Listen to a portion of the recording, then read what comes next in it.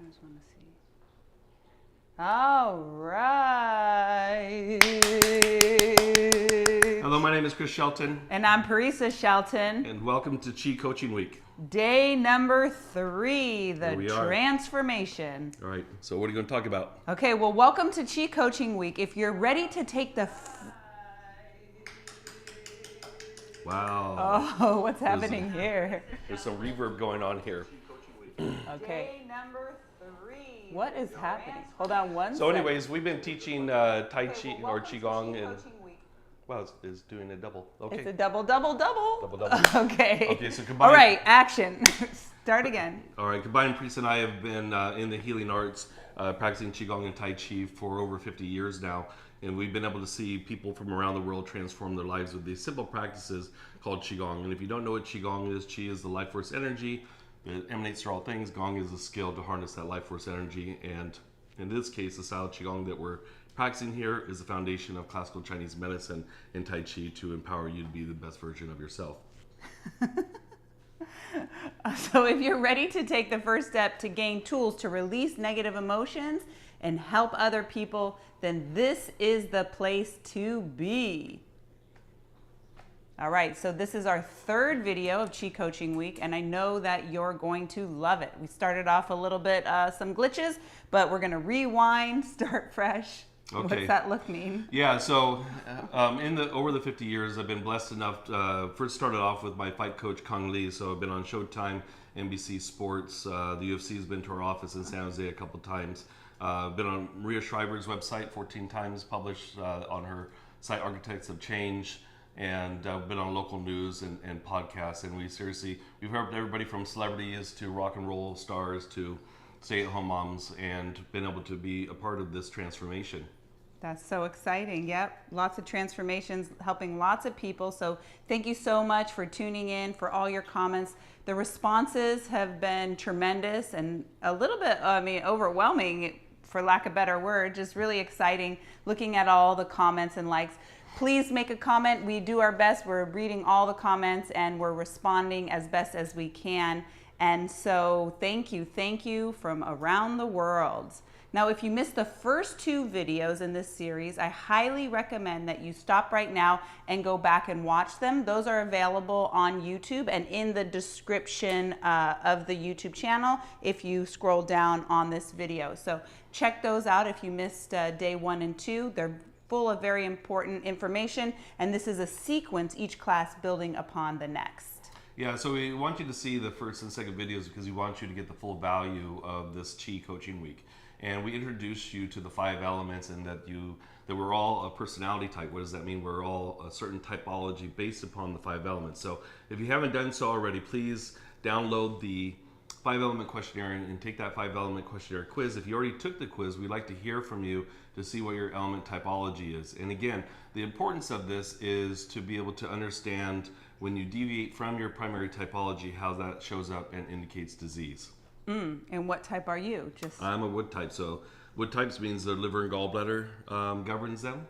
Go-to emotion? Go-to emotion is anger, and though I've gotten a lot better with the anger, but what's interesting is I'm very passionate about things, and so sometimes the passion that wood types have is looked at as angry, but in actuality what it is that we're just very passionate people. That's true. So maybe I misperceived that look in the beginning as just passion because he likes things being done correctly the first time.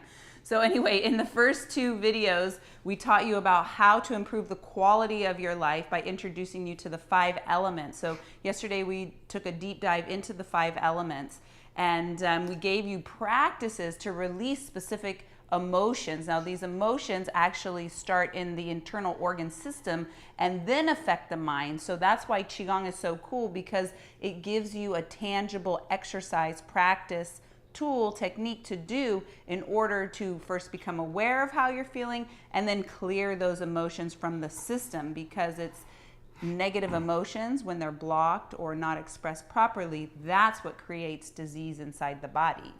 Yeah, and let's be real here. We're in the middle of an epidemic, and it's not an epidemic from a virus. The epidemic is actually a mental health and chronic pain. That's really the epidemic that we're seeing right now. And in fact, I talked to a friend of ours who's ex-military, and last year he lost 26 people due to suicide. 26 people in 1 year. Wow. Wait, were they all in the military? I didn't ask that question, but it just goes to show you. 26 in 1 year? 26 in 1 year. That's more than 2 a month. That's a lot. Wow. So anyways, the point is that we're in the middle of an epidemic, and how can we have tools in order to deal with mental health is so very important. As I talked about yesterday too, we lost our good friend. Actually, we lost a couple friends down here in LA. Couple friends, yeah. Due to suicide, and so it's an epidemic right now. Chronic pain, inflammation, and mental health issues, and suicidal ideologies, and how can we get to the root of that? And Qigong is one great method in order to do that. I know for myself, because one of the things I didn't talk about on day one was I had a mild case of depression, I would say, but the other thing I had too was OCD, obsessive compulsive disorder. I wasn't bad enough to. You mean back in the day or recently? No, back in the day. You know, I wasn't bad enough to where I couldn't step over a crack or my shoelaces had to be 100% correct. But I was definitely somebody who was checking the door 30 or 40 times before going to bed, make sure it was locked, or checking the stove to make sure it was locked. But I realized over a few years of practicing Qigong that all of a sudden, like, wow, when did that actually go away? Wow. And so that's really amazing how that transformed and changed for you. And there's never been a better time to get involved in the service field and to help yourself while you have the ability to help others. So yeah, this is the time. And this video today, that's what we're talking about, is Qigong teacher training. We are. It's all about how to help yourself while helping others. So once you know how to gain self-awareness over your physical and mental emotional well-being, you can then share that valuable information with others and improve their lives as well as your own. Yeah, and the great thing when you regain your health on all levels, mentally, emotionally, physically, and spiritually, what happens is you have a sense of independence and freedom. And the reason why is because now you've been empowered with these tools. You've seen the changes, you've seen the transformation, and then you go out there and teach and help other people. So like we briefly talked about yesterday, if you are already in the healthcare profession, whether a personal trainer, a physician, chiropractor, massage therapy, acupuncturist. Oh, by the way, for acupuncturists, you can get continuing education units. Oh, that's great. I forgot Continue, about that. yeah. Yeah, that's good. So anyways, this just fits right into what you're already doing. Yeah, so the Qigong teacher training is just something else to add on, and especially when we're talking about trauma or stress, because one of the things that we're going to look at today is we're going to look at burnout, and also we're going to also look at too the leading causes of death and disease. Ooh. That have, you would think after all these years with advancements in science and medicine that these numbers would be going down, and they're actually going up. Especially heart disease. We'll talk about hearts. Yeah, a lot of myocarditis these days. Yep, a lot of people just dropping dead. Ooh, wow. And you can't put a price on, you can't really put a price or a full value on feeling good and feeling healthy. Like, what's the price of that? No, and one of my favorite keynote speakers and inspirational people on character building and financial independence is actually Jim Rohn. Now, Jim Rohn passed away a number of years ago. He was actually, I think, one of the mentors for Tony Robbins, if I'm not mistaken. He was one of the OG. But one of the things that Jim Rohn said is that if you have a book on heart disease and how to prevent it, and it costs you $19.99 for that book, he goes, you're paying for the pages, you're paying for the ink, you're paying for the publishing and such. But if that $19.99 book actually helps prevent you from having a heart attack, there's no price you can put on that. Right, how do you put a value on that? Yeah, but then from there, then you share that information from what you learned from the book with other people to help them prevent themselves from having heart disease. Wow. But then when on the flip side of that, when you feel sick, when you don't feel good, then nothing else matters. Nothing else matters. It doesn't matter. You could have all the money in the world, but if you feel like poop, then it doesn't matter. It's not going to do you any good. So that's why this is so cool, because these are self-empowerment tools in order to create balance and health in your own body, and then be able to pay that forward to the people around you. Okay, so why don't we take a look at these diseases before we get into some of these Qigong practices in order to help to rectify or change the process of disease. Okay, so we have this chart. We're just makeshifting. I'm going to zoom in on the camera and then let Mr. Chris read it. Here's camera 1, and here is, can you read that? Camera 2. diseases that may arise from negative emotions. Okay. And this data is taken from the World Health Organization. Yeah, so when we look at heart disease, what is the negative emotions surrounding heart disease? True, poor diet, not sleeping well and such will also contribute to heart disease, but the emotions of abandonment, loneliness, and lack of joy. And you know, when this was taken actually a few years ago, it was 7.4 million, and that number has skyrocketed. Like I said, now we're seeing all these news feeds on people just dropping dead, especially professional athletes on the field and stuff, from heart attacks at a young age. Makes me really And so abandonment, loneliness, lack of joy. Another big one that's on the rise too still, especially in children, is diabetes and cancer. Oh my gosh, yeah. I So read that demand recently. for nurturing, overthinking things too much, being too worried about things, or having too much anxiety actually will create, is a contributing factor to diabetes.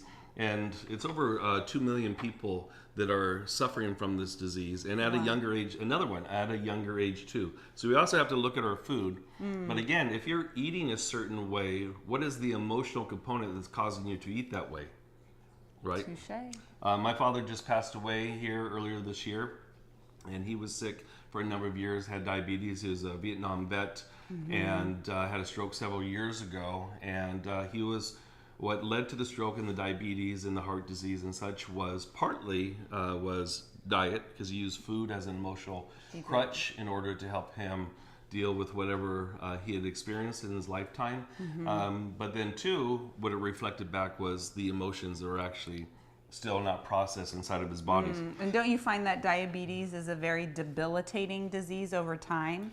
Yeah, they actually, in Chinese medicine, we consider it an exhaustion disease. So some people would say, well, somebody's overweight and has diabetes. It's excess, but it's not. We'll see people that look thin that actually have diabetes. And so it's considered an exhaustion disease. So got to be careful because it's on the rise, and it's also happening with children. Now, the next one is lung diseases, emphysema, asthma, pneumonia, these kinds of things. And as we saw for over the last couple of years, people that already had a hampered immune system, the lungs were attacked.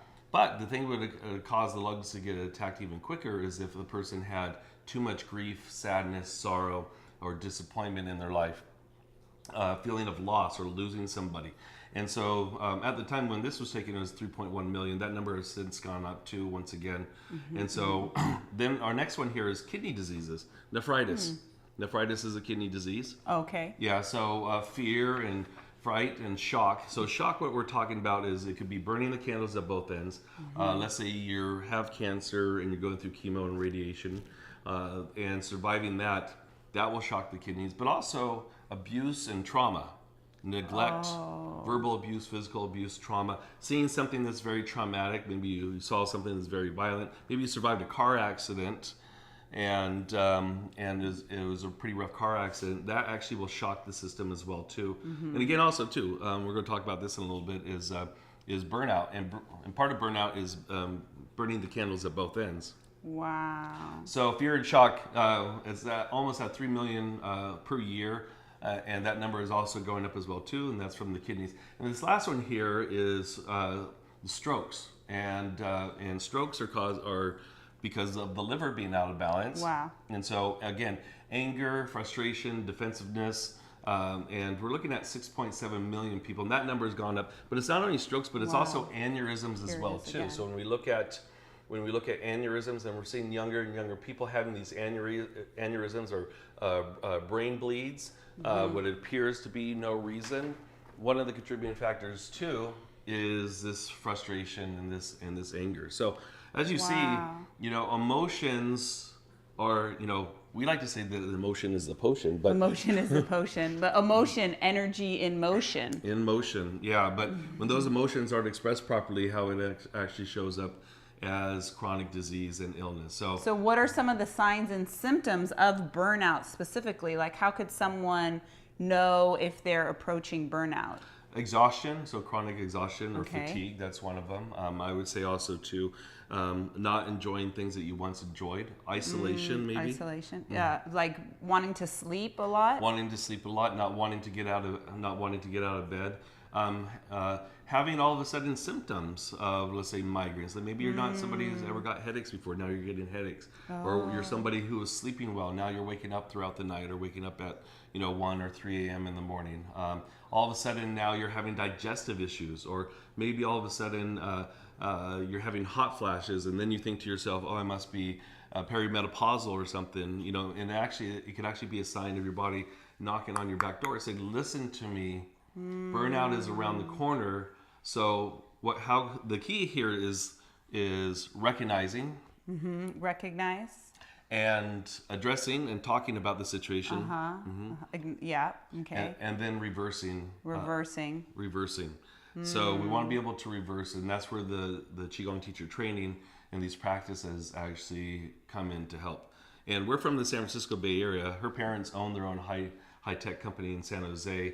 And one of the things we know about San Jose, Silicon Valley, if you've seen that TV show, is that they work long hours. They do work long hours. Yeah, those engineers, they work long hours, and that's one of the things that we notice is the high level of burnout. And the other thing we notice, which is weird, is that we grew up there, but because everybody's working so much up there, we didn't really hang out with anybody during the week. Just each other. And the kids. But down here in Los Angeles, it's more of a social environment. Things going on all the time.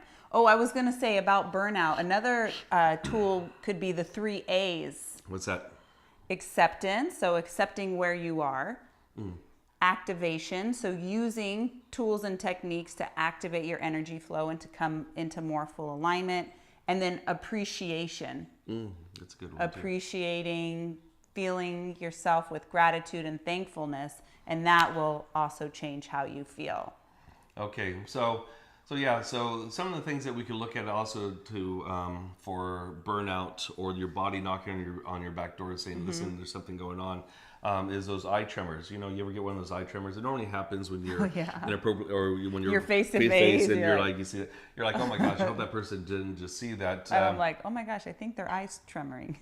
Yeah, waking up in the middle of the night, sighing a lot. If you're somebody who sighs or yawns a lot. Chronic hiccups, believe it or not, we know a couple of people here who had chronic hiccups. One of them was one of my good friends, and he called me because he had hiccups for a week, right? Yeah, and it was horrible. And he has a job where he talks to people all day, so it was really terrible. It was terrible. So he called me, and then I told him, I said, well, aren't you having trouble surrounding your son, like he's going through some issues right now? And once he made that connection, guess what? His hiccups stopped. Our other friend down here, though, no, he was admitted to the hospital and anesthetized him, meaning they put him to sleep in order to stop the hiccups. Crazy. So again, that's intense. And if you met that person, he tends to hold his cards pretty close. And so again, suppression. And both males again. Both males, yeah. Suppressing it. Wow. So these are or dry, unproductive cough. Maybe you've lost a loved one or a close friend or something, having a dry, unproductive cough. These are all symptoms and signs of either burnout or the disease is around the corner. So pay attention. Pay attention. Okay, well, next we're going to take you through a few Qigong exercises that you can do to instantly bring yourself back into balance. So shall we begin with the Qigong series? Okay. All right, so we're going to start off with pulling down the heavens 3 times, and we're going to go into a practice called brushing the acupuncture meridians, which is a simple practice to do to stimulate these channels that feed into the internal organs as we connect with one another as we pull down the heavens 3 times.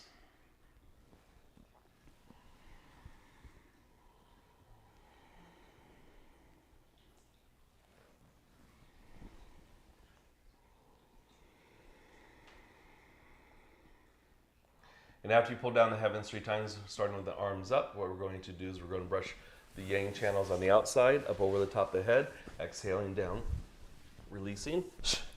Inhale, coming all the way up, crossing over, and then brushing the yin channels of the arms. Inhale, brush the yang channels down the side of the body.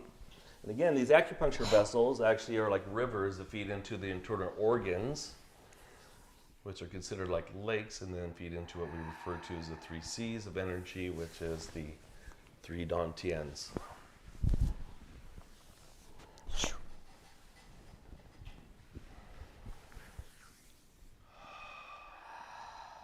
All right, let's do 2 more. Inhale. So brush those channels on the outside. Coming over the top of the head as we exhale. Inhale up. And out. And last one, inhale.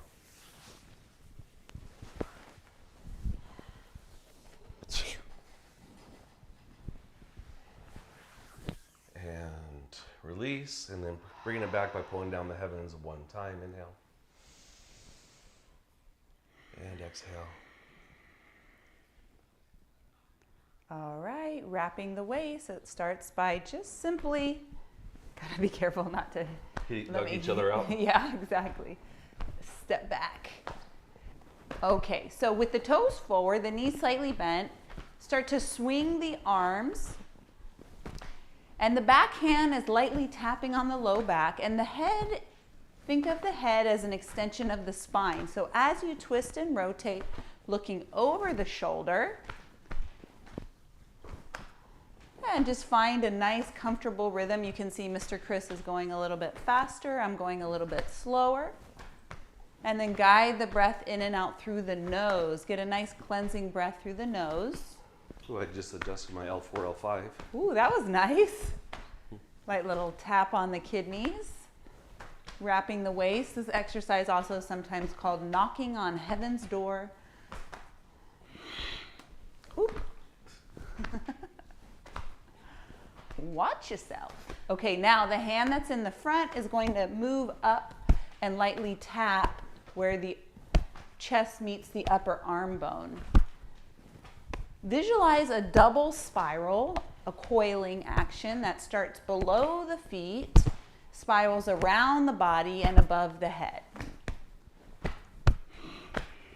And then match the breath with the movement.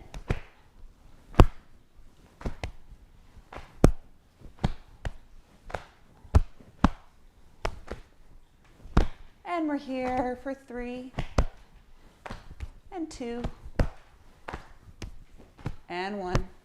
Gently, slowly come back to the middle. Feel into that. Notice the sensations. Pull down heavens 3 times. Inhale. And exhale.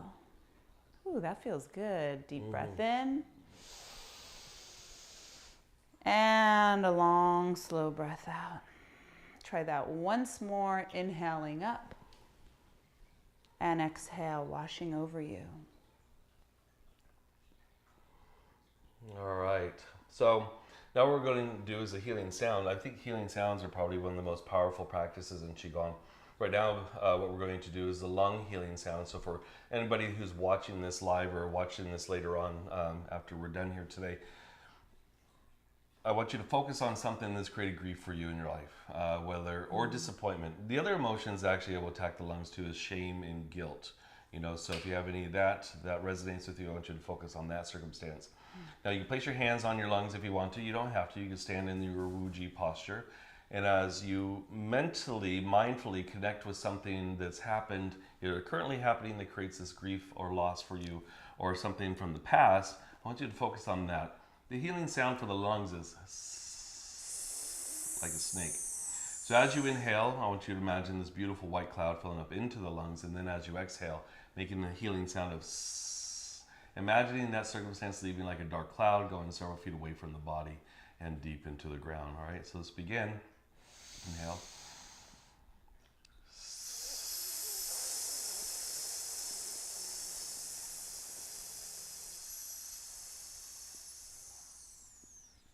Again.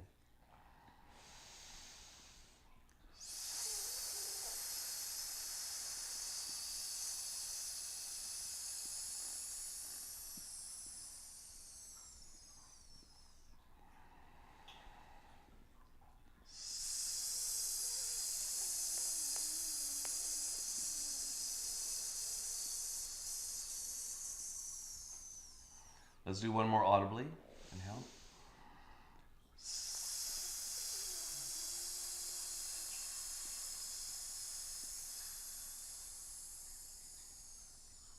And now underneath our breath, inhale. So as we exhale, allow for the grief to leave, whatever that circumstance is, like a dark cloud going several feet away from the body. and deep into the ground. Allowing for the positive virtue of courage to come in to take the place.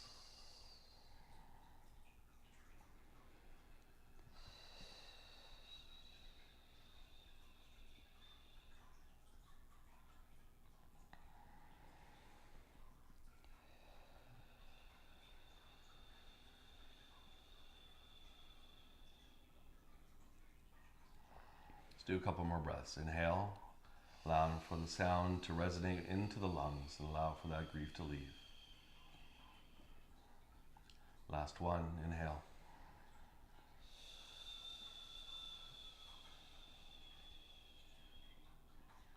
And then finishing off by pulling down the heavens one time, inhale.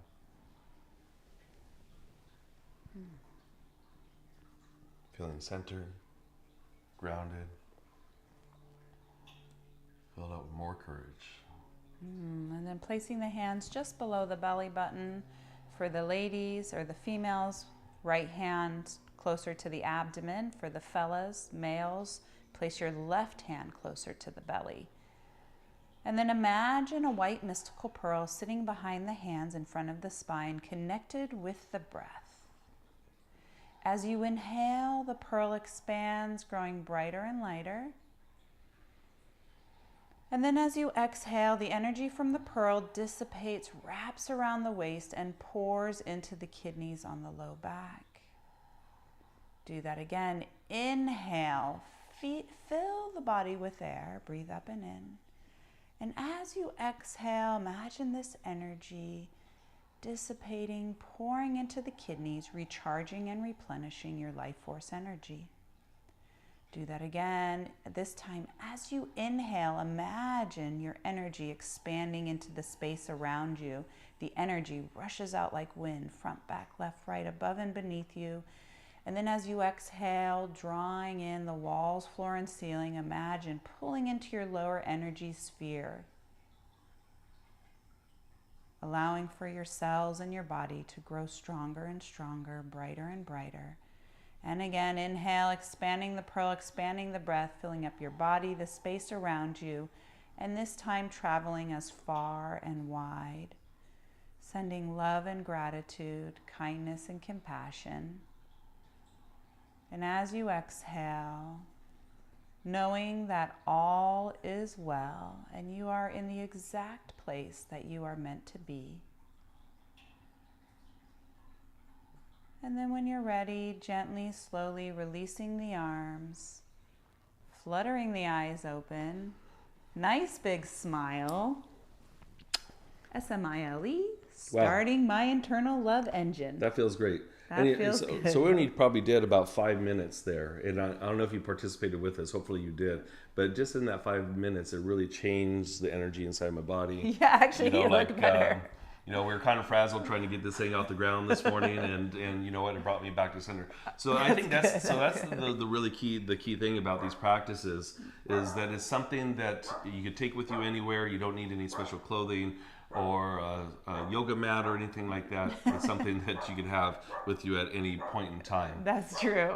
And also the success that we've been witnessing and observing from our clients and students from the Qigong teacher training program specifically is nothing short of incredible and miraculous. Yeah, so we have a couple of case studies that we'd like to share with you. Well, one specifically because it's pretty long. Okay, are you going to read the whole thing?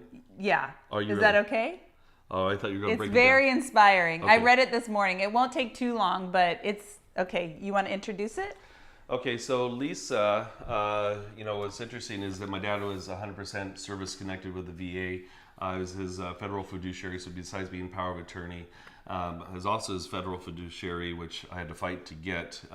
Lisa actually works for the fiduciary hub in Salt Lake City, right? Does she? No. She's a social worker for the VA, but since she's a social worker, she's able to connect us to the fiduciary. She knows all the resources. I got confused because Salt Lake City. Yeah, that's why. Yeah. And that's she is in Utah. She is in Utah, and that's where the fiduciary hub is. Anyways, her story story is amazing. She first discovered me on YouTube and started while in the hospital started practicing these Qigong practices. Yeah. And I'll let Parisa read. Okay, this is her test. These are her words. Okay, so she's saying, in 2015, I was diagnosed with stage 4 colon cancer.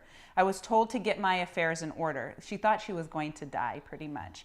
I went to 2 different facilities, and one after another, I had a CT scan. I developed another tumor that they could not operate on. So imagine the fear that was there.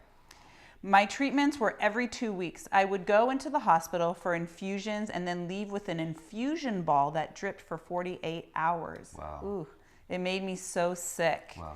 I was getting 3 different kinds of chemo, and one was in the form of mustard gas. Oh, wow. That was brutal. It caused neuropathy, and I couldn't even touch, eat, or drink anything cold because it would cause so much pain from the mustard gas. Even going outside, she lived in Utah. In the winter, it was painful if she wasn't properly dressed, if I wasn't properly dressed.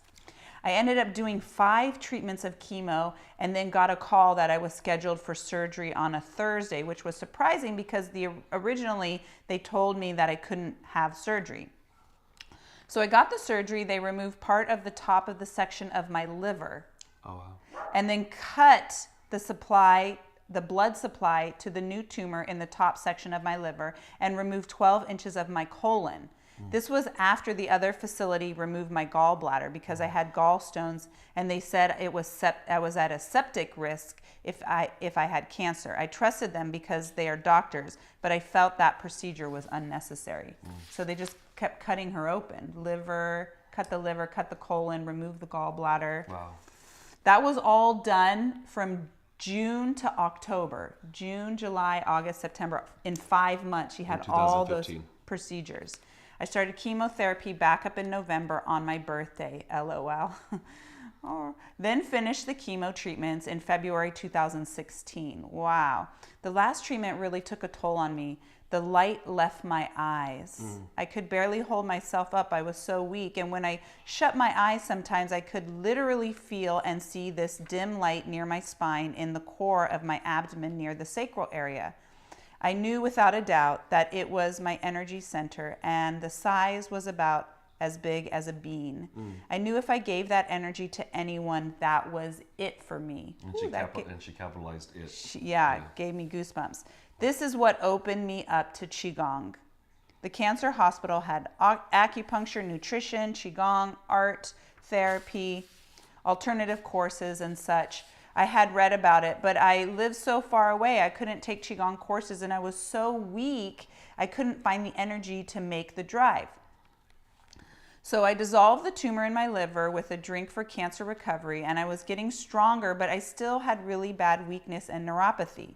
I started working for the VA in 2017, and on one of my scans, there showed spots in my lungs. So it just kept mutating. They were too small to get a biopsy. We had to watch them grow for a year and do nothing. I knew I wouldn't make it if I had to do more chemo. The light had barely started coming back into my eyes, so I asked if I could just take time off and go, but the job would not allow it. So how many times does the work take precedent over our health? I looked on YouTube, and that is where I found your channel and started doing the 30 days of Qigong. I figured that it would help, but I had no idea how much it would help. When I started doing Qigong, it was hard. I had to pause the videos and take breaks. The healing process was activated, and the neuropathy went away after 3 months. Wow. So you heard all the stuff she went through. She practiced for 3 months, and it went away. It's amazing. I could feel the bottom of my feet again and no shooting pains. My energy levels increased, and I started to feel good again despite the cancer in my lungs this time. In October 2018, I developed 4 tumors in my lungs, and one was 6 millimeters, to which they could now biopsy it. It came back as colon cancer, but it was not found anywhere in my body. They told me this time it wasn't curable and I would need chemo to keep me alive for 3 to 5 years, and they would do what they could to keep me alive and comfortable. So that was 2018. We're 5 years. She's doing good, by the way. I had built up enough energy doing Qigong, and I wasn't worried about the chemo. I knew I had the ability to replenish my Qi, which was very comforting. I started chemo again. This time I went almost 3 years doing the same treatment every other week and taking home the infusion balls for 48 hours. But because of the neuropathy, they won't give me the mustard gas. Thank goodness. So that time she avoided that one. I did well, I guess. I never lost the light in my eyes this time. And I look back at how I was able to go to work and function. So even with all those treatments, she's still working through that whole thing. Amazing. Just get to and from work is over an hour. And I was gone for 11 to 14 hours, Monday through Friday. I know I had the energy because of Qigong. When COVID hit, that was when I got sick. I think it was a buildup of the chemo, the lack of interaction with others. My friends could not come see me and we weren't allowed to come into the office. It was really sucky at that time. I got depressed with the treatments and felt I needed another form of therapy because the tumors were getting bigger when they biopsied my lungs. So one tumor was now a centimeter. So it went from 1 millimeter to 6 millimeters to a centimeter. And I was ready to see if something else could be done. My doctor and I had a conversation that didn't go very well. He was older and he told me that he was keeping me alive. Wow, that's very egotistical. It's bold. I disclosed I was taking something on the side and I was feeling better in the last couple of weeks. He flipped out. He told me to stop, and he basically was in charge, and he was the reason I was alive. What? Yikes. People are sick. It took me about a month to come out of that mindset. I did this sitting Qigong several times a day. I would instantly feel the heavy weight from my depression lift from my body and aura.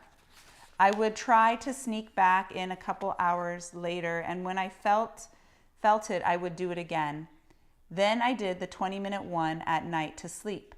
As I got better, I would not have to do the 9-minute routine several times a day. It lifted the depression and anxiety to where it was pretty much bearable. But I continued to do one Qigong video at least 2 times a week. My new oncologist verified that the 2 tumors were in fact gone. Yay! And I was eligible for the surgery to remove the other ones, when it wasn't possible before, when I only had 2 or 3, then 4, then 6. Wow. I recovered really quickly from the 2 surgeries because I was doing the lung cleansing exercise. So she was doing the lung cleansing exercise, was able to recover really fast. The doctors were surprised because I guess people take a lot longer to recover and they have limited movement. So she recovered very fast incorporating these practices.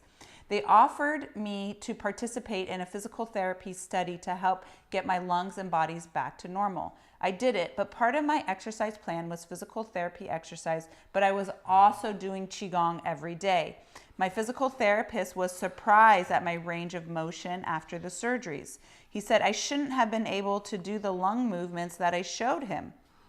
He asked me to show him what I was doing, and he asked me to send him your videos, FYI.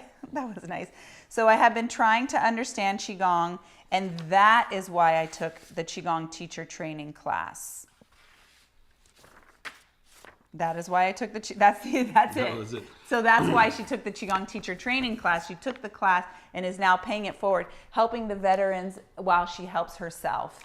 Yeah, so that just goes to show you the power of doing these practices. And as we talked about yesterday, it's not some kind of belief structure. Sure, if you're sick, the more positive your attitude is always helps because your cells listen to you. So if you say, my cancer or my fibromyalgia, then now what's happening is you're owning it like it's yours. Like it's yours. Yeah, and we want to let that stuff go. And her story is quite remarkable. There's other stories too with people who came in with one student in particular. She came in with RA, actually at Don Edwards. At the Don Edwards National Park, yeah. National Park. So we had contracts with the San Francisco Bay Wildlife Society, and they'd sponsor us to go out to teach these Tai Chi classes to the public for free. And one gal came in with RA, was bedridden, and couldn't get up for help her kids. And after that one class, she felt better. Also started doing the 30 days of Qigong, continued to improve, and then also then finally took the level 1 and level 2 Qigong teacher training, and then now is out there teaching her own Qigong classes. It's amazing. And spreading the word. And spreading the word. Yeah, word. because she was able to transform that dreadfully painful disease of RA and heal herself, and then now share what she learned with the world. Right, and that's just 2 out of thousands of people who have been able to use these practices to change their life, change how they feel, and then pay it forward and help others. Yeah, so one of the other things that people say, well, is this some kind of pseudoscience thing? Yeah. Does it affect my religious belief structure? And as far as the pseudoscience goes, Harvard Medical School has written many articles on how it increases the gray matter in the brain. That's right. Stanford now has been writing, well, they've been writing articles, but they have their own, part of their oncology department actually has their own mindfulness section, because they see the benefits of practicing Qigong and Tai Chi to help with cancer. And so, there's all these different studies out there that show it. All you have to do is just type it in and look it up, and you'll see for yourself. But the bottom line is that it's been around for thousands of years. Exactly. And anything that's fake has a way of doing itself in. And I think the religious thing, like, oh, Chris, you're practicing some kind of new age thing, and it's, it goes against my religious belief structure. And luckily with Billy Blank's Taibo creator, 2 years ago? A year ago. Year ago. A little bit over a year and a half ago. It was before COVID, right? Yeah. Oh, so yeah, 3 years ago. 3 years ago, I was baptized with Billy Blanks, and so what I tell people is that no, Christ is a natural healer, right? Yeah, the ultimate healer. Yeah, exactly. And so what I say is that we embody that within ourselves. And when I'm working with patients, for example, it's not just me. I say that I'm the facilitator. Yes, I have this knowledge of what points to treat, and et cetera, but it's him that emanates through me that helps with the healing process. And so when people, if that stumbles people like, oh, it's some kind of new age weird belief structure, I say no. I say that this is meant for all people. And that's the other cool thing too, is that Qigong does not discriminate against race, religious background. It does not discriminate against age, gender, nothing. And like we talked about yesterday, that even if you're too weak to stand, you could actually sit down and do these Qigong practices. Like in Lisa's story, for example, she would sit down and do it. So, wow, that's so incredible and remarkable. So if you're interested in learning more and diving deeper, let's say you want to start a career teaching Qigong, let's say you're already a healthcare practitioner or a personal trainer or whatnot, and you want to add something else to your repertoire of tools in your belt to help people deal with disease and pain and achieve the lifestyle that they want to live, then we have a Qigong teacher training program. Yes, and it's been so awesome sharing this information and seeing the excitement and results. That's really why we put this workshop, this series of Qi Coaching Week together, is to show you and give you this awesome, fun, rewarding experience, to create these videos, to create an experience so that you can feel empowered and that you can know that if we can change, that you can change too. And as you heard about with these case studies, it's transforming people's lives, and that's the most amazing thing. So when does the next Qigong teacher training start? The next Qigong teacher training starts January 23rd, and we will be opening up registration from now until Sunday. So that's coming up. Okay. Yeah, so let me see. Now, you may be wondering what it takes to achieve good health and fulfillment that you're looking for. So Qigong teacher training is one pathway to do that. Yeah, and even if you're somebody that doesn't want to teach Qigong, I have to address this too. It's really what it's about is diving deeper into yourself. Because in those 13 weeks, it's an interactive online course. Yeah. And during those 13 weeks, you'll get my book, plus also Dr. Mao's book from Yosan University. And you get 4 videos. You also get handouts every week, which you have for a lifetime. Once you have, this is really also about diving deeper into yourself. That's right. And that's what I talked about yesterday, is that even though I've been doing this for over 30 years, I haven't stopped in my quest to continually improve myself on all levels. Yeah. And this Qigong teacher training course, what it's going to do is going to help you dive deeper into your mental, emotional traumas. That's true. Yep. And so tomorrow we'll be sharing even more details about the training course, the training program. So keep an eye on your inbox just for that. Okay. But in the meantime, in the meantime, we'd love to hear from you. So please, please, please make a comment. Let us know. Share this information with your friends, your families. Let us know how Qigong or achieving these results can impact your life. yeah. And if you have any questions, don't hesitate to reach out as well too. But Hit that like button. Yeah, hit the like button. If you're on YouTube, hit the subscribe button. Yeah. And share this with other people. You know, we want to get this information out there. We're reading all the comments, responding. And ultimately, with this Qigong teacher training program, we'll talk more about this tomorrow, but I want you to understand why you're doing the practices. Not just because it feels good, but what are the medicinal results that we're looking for by doing some of these specific practices. Because no matter how simple the practice is, every single Qigong practice, whether it's a meditation or a gentle movement, is all meant to do something medicinally inside the body, which helps with this internal alchemy or this internal change. And that's the reason why Lisa had taken the course, because she had done the free videos on YouTube. She felt and noticed the change inside her body. She was like, there must be something to this. That happened to you too. Yep. You started doing it. Saw You're the like, changes. Health improved. And then you want to study and dive deeper into it. So give it a try and see how it works for you.